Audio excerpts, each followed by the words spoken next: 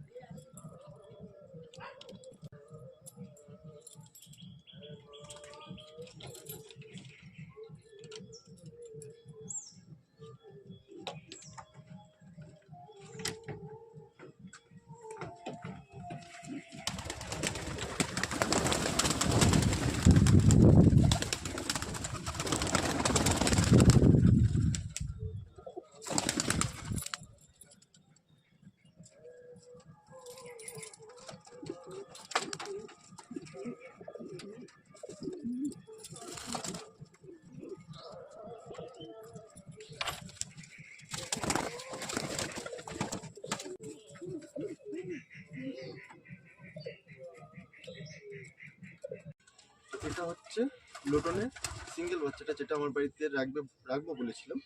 তো এটা মোল্টিংয়ে আছে, আপাতত 7 পালক বাকি আছে। বাচ্চাটা সম্ভবত মেল হবে। এটা মেল কি ফিমেল হবে সেটা দেখে কনফার্ম হয়ে তারপরে আমি এর জন্য পেয়ার আনবো।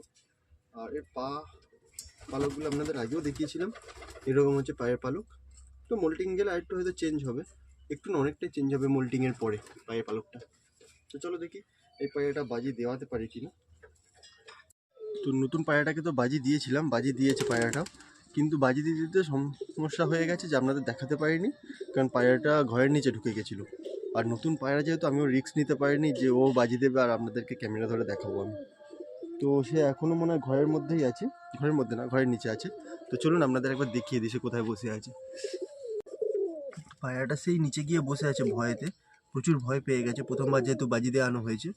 আর পায়রাটা মোল্টিং আছে, মোল্টিংয়ে থাকলে আমি আগেই বলেছিলাম পায়রা খুব স্ট্রেসের মধ্যে থাকে, তা সত্ত্বেও আমি বাজি দিয়ে এলাম। আর এই সময় বেশিরভাগ বাজি না দিলে পায়রা বাজি দেওয়ানো একটু অসম্ভব হয়ে যায়। অনেক সময় দেখা যায় পায়রা বাজি দিতে চায় না। আর পায়রার ঘরে কিছু নতুন বাচ্চা আছে, সেগুলো চলুন আপনাদের দেখিয়ে দিই। পার্সোনালভাবে ধরে ধরে দেখাচ্ছি না আমি, তো ওদেরকে সব একসাথে রেখে দিচ্ছি। এখানে দেখতে পাচ্ছেন একটা লুটনের ওখানে বাচ্চা আছে, আর ওর পেয়ারটা হচ্ছে এইটা। এদের পায়ের পালকের কোয়ালিটি আপনি দেখতে পাচ্ছেন, সরি আপনারা দেখতে পাচ্ছেন। এই একটা লুটনের বাচ্চা, ওখানে একটা লুটনের বাচ্চা, আর দুটো ক্যাপাচিনোর বাচ্চা আছে, তার মধ্যে এখানে একটা আছে। এরা খাওয়া শিখে গেছে, কিন্তু উঠতে পারে না, ঘর থেকে বার করিয়ে খাওয়া শিখে দেওয়া হয়ে গেছে। এই একটা ক্যাপাচিনোর বাচ্চা, আর আরেকটা ক্যাপাচিনোর বাচ্চা হচ্ছে এইখানে। আর যে ভয়তে দরজাটা দিয়ে দিয়েছিলাম সেটাই হয়েছে, লক্কা বেরিয়ে গেছে একটা, আর এখানে একটা সার্টিনেট সে বেরিয়ে গেছে। এখানে একটা সার্টিন আছে, ওখানে একটা বাইরে সার্টিন। আর পায়রা ঘরের আপডেট একবার দেখিয়ে দিই, তার আগে আমার ঘরের কালদমটাকে দেখিয়ে দিই। এই হচ্ছে আমার ঘরের কালদম মেলটা, আপনাদেরকে আগে ভালোভাবে দেখাতে পারিনি। পায়রার শেপ দেখুন, আপনারা জানেন পায়রাটা কেমন। লেজের কোয়ালিটি আপনাদের আগে দেখিয়েছিলাম। এই হচ্ছে পায়রার স্ট্যান্ডিং কোয়ালিটি আর পায়রার শেপ।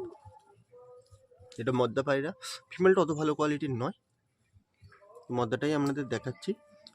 আর কালদমগুলো ডিম দিয়েছে, তো আপনাদেরকে আর ধরে দেখাচ্ছি না, কারণ ওদের ডিম ফোটার টাইম হয়ে গেছে। আমার ঘরেতে বেশিরভাগ এখন যেটা আমি রিয়েলাইজ করলাম, ডিমে হাত দেওয়ার জন্য বারবার এদেরকে খোঁচা দেওয়ার জন্য আমার ঘরে ডিম বাচ্চাগুলো নষ্ট হয়েছে বেশি।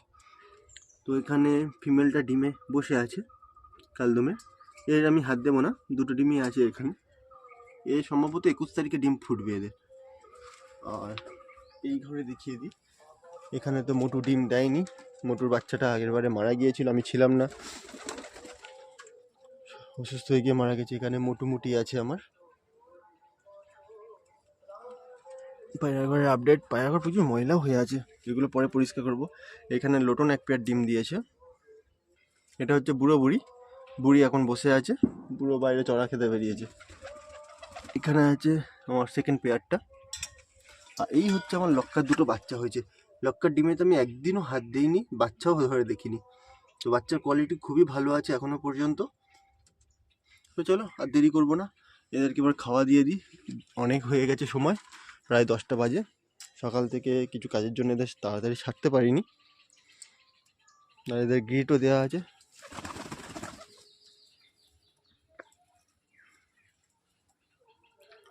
চলো এদের আগে জলটা দিয়ে দেবো, তারপর খাওয়া দেবো। আর দুপুরবেলা ঘরটাও পরিষ্কার করতে হবে, তো এখন এদের জলটা দিয়ে দিই, জল বাইরে রাখা আছে, ড্রাম নিয়ে এসে জল দিয়ে দেবো। আর কন্টিনিউস ঠান্ডার জন্য এদেরকে আমি ভিটামিন দিচ্ছিলাম, সাথে কিছু হজমের ওষুধও দিচ্ছিলাম রেগুলারলি, কারণ শীতকালে পায়রার একটু হজমের সমস্যা হয়, সেই জন্য হজমের ওষুধ আর ভিটামিনটা প্রায়ই দিচ্ছিলাম।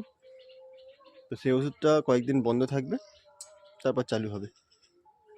আর এই লোটন দুটো তো নিয়ে যাবে, আপনারা অনেকেই বারবার ফোন করছেন লোটন বাচ্চার জন্য, কিন্তু আমার কাছে সত্যি বলছি লোটন বাচ্চা সবসময় অ্যাভেলেবেল থাকে না, যখন হয় কেউ না কেউ নিয়ে নেয়। তো আপনাদের যাদেরকে আমি লোটন বাচ্চার জন্য ডেট দিয়েছিলাম আমার মনে থাকে না অতটা, তো আপনারা সবাই পাবেন, একটু টাইম দিন আমাকে, সবাইকে বাচ্চা দিয়ে দেবো আমি। তো বন্ধুরা খাওয়া দাওয়ার টাইম হয়ে গেছে, খাওয়াটা দিয়ে দিই। আয় আয় আয়,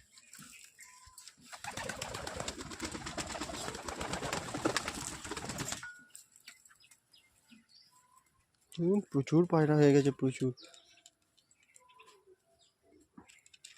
বাড়ি না থেকে মাকে দিয়ে এত পায়রা ট্রাভেল করানো খুবই অসম্ভবের ব্যাপার। তারপরে বেরিয়ে গেছে ফের ক্যাপাচিনোটা, শার্টিনটা তো আছেই উপরে, একটা শার্টিন ঢুকে গেছে, ক্যাপাচিনোটা আছে উপরে, এ আবার কেন বার হলো বুঝতে পারলাম না। তো ঢুকবে কোন আস্তে আস্তে, এদেরকে খাওয়াটা দিয়ে দিই, জল ওখানে দেওয়া হয়ে গেছে। আয় আয় আয়,